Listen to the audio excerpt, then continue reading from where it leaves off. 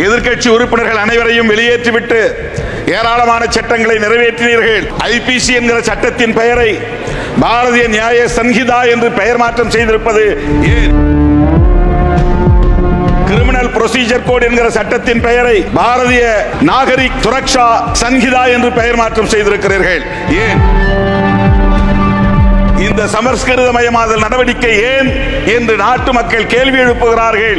அதற்கு மாண்புமிகு அமைச்சர்கள் பதில் சொல்ல வேண்டும் என்று இந்த நேரத்தில் நான் பதிவு செய்ய கடமைப்பட்டிருக்கிறேன். இது அரசமைப்பு சட்டத்திற்கு எதிரான நடவடிக்கை, ஆர்டிகிள் 348 எதிரான நடவடிக்கை. இந்த போக்கை கைவிட வேண்டும். இந்த சட்டங்கள் அனைத்தையும் இயற்றப்பட்ட இந்த திருத்தப்பட்ட இந்த சட்டங்களை திரும்ப பெற வேண்டும் என்று வலியுறுத்துகிறேன். கடந்த 26ஆம் தேதியும் இன்றைக்கு 29ஆம் தேதியும் தமிழ்நாட்டை சார்ந்த பல்லாயிரக்கணக்கான வழக்கறிஞர்கள் வந்து போராட்டம் இருக்கிறார்கள். இந்த சட்டத்தை திரும்ப பெற வேண்டும் என்று வலியுறுத்தி இருக்கிறார்கள். நானும் இந்த அவையிலே வலியுறுத்த கடமைப்பட்டிருக்கிறேன். இந்த 3 குற்றவியல் சட்டங்களையும் திரும்ப பெற வேண்டும், பழைய சட்டங்களையே நடைமுறைக்கு கொண்டு வர வேண்டும் என்று நான் வலியுறுத்துகிறேன். எஸ்சி மக்களுக்கு எதிரான வன்கொடுமைகள் அதிகரித்துக் கொண்டிருக்கின்றன. வன்கொடுமைகள் அதிகரிப்பது ஒருபுறம், பெண்களுக்கு எதிரான வன்கொடுமைகள்,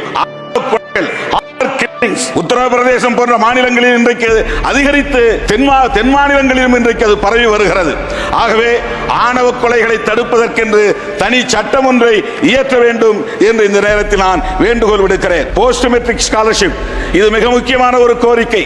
2018ஆம் ஆண்டு ஒரு திட்டத்தை கொண்டு வந்து 2018 இதை நிறுத்த வேண்டும் என்று திட்டமிட்டார்கள். விடுதலை சிறுத்தைகள் உடனடியாக இதை தலையிட்டோம். அமைச்சர்களை நேரிலே சந்தித்தோம். இது மிகப்பெரிய துரோகம், படிக்கிற மாணவர்களுக்கு எதிரான நடவடிக்கை.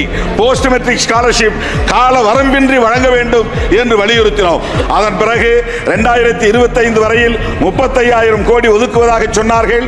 ஆனால் ஆண்டுக்கு 7,000 என்கிற முறையிலே ஒதுக்க வேண்டும், அதையும் ஒதுக்கவில்லை. இப்போதும் அதை எந்த வரையறையை கொண்டு நிதி ஒதுக்கீடு செய்திருக்கிறார்கள் என்று தெரியவில்லை.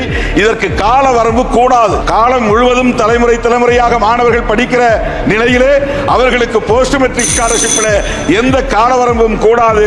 அவர்களுக்கு அதை வழங்க வேண்டும் என்று நான் வலியுறுத்த கடமைப்பட்டிருக்கிறேன். சப்ளான் துணை திட்டம், schedule cost and schedule tribes, இந்த சப்ளான் என்கிற துணை திட்டத்தின் அடிப்படையில் மக்கள் தொகை அடிப்படையில் அவர்களுக்கு நிதியை ஒதுக்கீடு செய்ய வேண்டும். 15% மக்கள் தொகை எஸ்சி மக்களுக்கான மக்கள் தொகை அகில இந்திய அளவில். அப்படி பார்த்தால் 48,20,000 கோடி செலவை காட்டுகிற இந்த நிதிநிலை அறிக்கை, அதன்படி பார்த்தால் 2 லட்சம் கோடிக்கு மட்டுமே இப்போது ஒதுக்கீடு செய்திருக்கிறார்கள். ஆனால் அந்த ப்ரொபோர்ஷனேட் சதவீத அடிப்படையில் 7 லட்சத்திற்கு மேலாக ஒதுக்கீடு செய்ய வேண்டும். அவ்வாறு ஒதுக்கீடு செய்யவில்லை. ஆகவே இதை மறுபரிசீலனை செய்ய வேண்டும். ப்ரொபோர்ஷனேட் அடிப்படையில் அவர்களுக்கு எஸ்சி மக்களுக்கு மட்டுமல்ல எஸ்டி மைனாரிட்டிஸ் நிதி ஒதுக்கீடு செய்ய வேண்டும் என்பதை இந்த நேரத்தில் நான் வலியுறுத்த கடமைப்பட்டிருக்கிறேன்.